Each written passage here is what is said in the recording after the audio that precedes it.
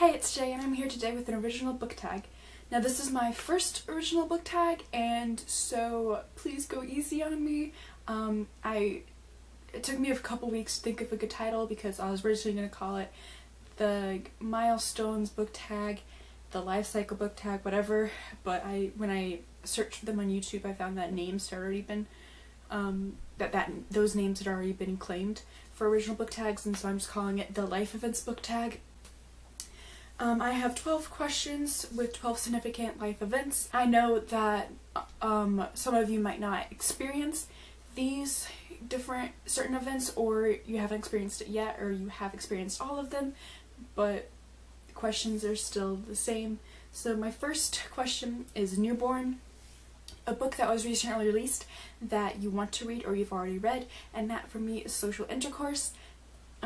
This book either came out a few days ago or comes out really soon, and I know it's LGBTQ and it looks really cute, and I love the cover and the stories sound interesting, so I'm really excited for that. The second one is Loose Tooth, a book series you had to push through to read, and that for me was Mortal Instruments. I've read the first two books in like half, I believe, of the third book, and I just can't get through it. I've talked before about why I dislike this series so much, and I might make a video dedicated to it before, but this is one of the series where I had a DNF. The third question is Monster Under the Bed, a book that haunts you. That for me is The 5 People You Meet in Heaven. Now this book, it didn't necessarily challenge some of my beliefs, but it certainly made me think about being alive and like what I'm doing differently while alive, and the ending was one of the books that made me kind of wonder who I am, and like, I felt attacked by this book, but I love it. It's classic. I highly recommend it. Fourth question is First Day of School, a book you were or are scared to read because it's outside your comfort zone, and that for me is To All the Boys I've Loved Before. Well, this is YA, and I love YA. It's YA romance. I'm not the biggest romance book reader, but I do want to read this next semester because I know that Netflix has an adaptation of it in a film that is released mid-August, and I want to watch that, but I want to try and read the book first. And the premise is just love stories aren't really my cup of tea. Fifth question is First Crush, a book that will always hold a special place in your heart, and that for me is Junie B. Jones and Her Big Fat Mouth. Now this is technically the third book in the Junie B. Jones series. For those of you who don't know, Junie B. Jones is a kindergartner and then first grader who just gets into mischief by Barbara Park, and I remember I read the first one I read was the third one, this one, when I was in kindergarten, and it was the first chapter book I think I had read, and I just loved it so much. The sixth one is Your First Love, the first book you fell in love with. That for me is The Wide Window, and I don't know what's with me and liking the third books in series and reading the third books first, because again, this is the third book in series Unfortunate Events, and it was the first one I read. I don't know what's going on with me with that, but I remember reading this, oh god, when did I read this? I'm gonna say when I was about 6 or 7, shortly after Junie B. Jones, and I just remember loving Lemony Snicket's sassy yet informative writing, and I love the characters, and they're all role models, and I just love it. Seventh question, is 7 right? Yeah, is Graduating from High School, a book you had mixed feelings about finishing, and that for me is Mockingjay. Now, I love the Hunger Games trilogy. It's my favorite trilogy, it's my favorite books, especially the first one. It's just that the last few chapters of Mockingjay, I understand. In the last couple years of high school, my creative writing class, I understood what unreliable character or unreliable narrator was, because I learned about that, and like this was an example, I believe.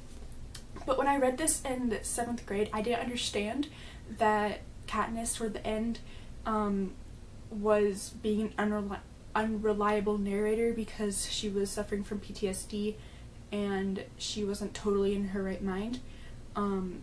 But at the time when I read it, I was so confused, and like the ending was just hard to follow, and like I thought when she saw herself as being like a fiery monster, I thought she was actually a fiery monster. I was like, what the hell is this?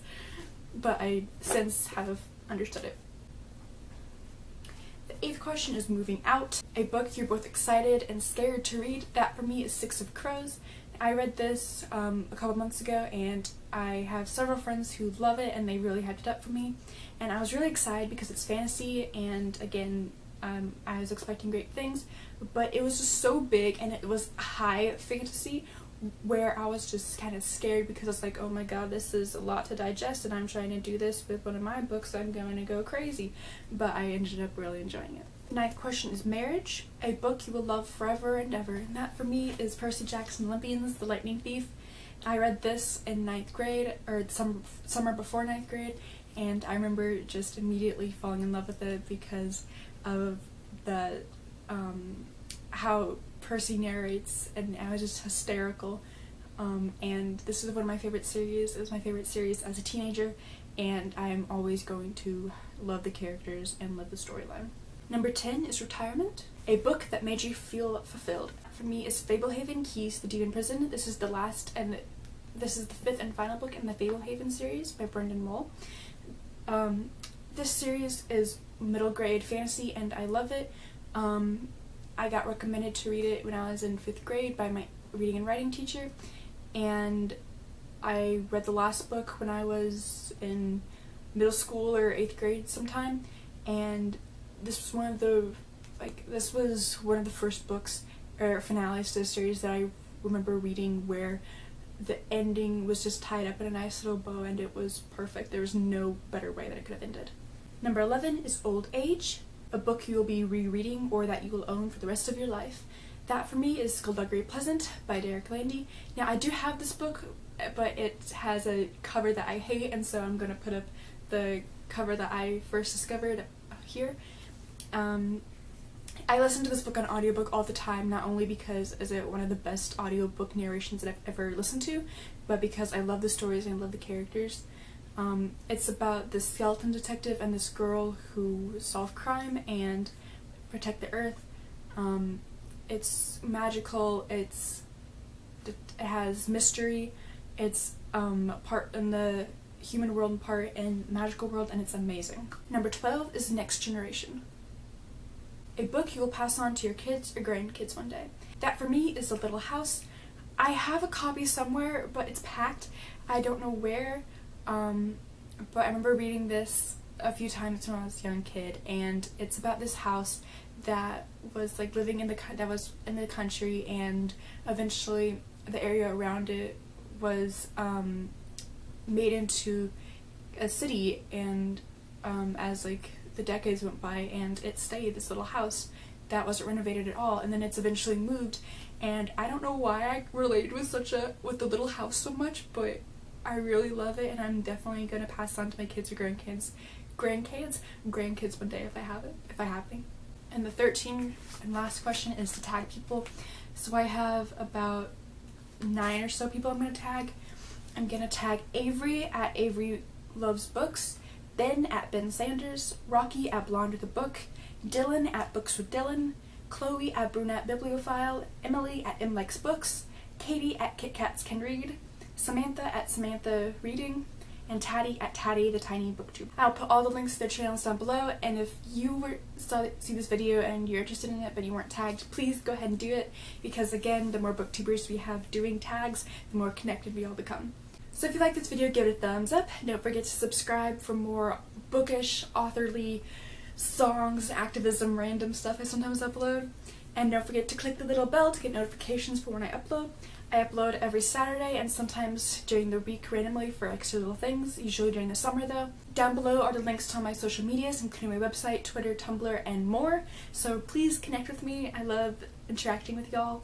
So I'll see you in a video soon. Thanks for watching. Bye.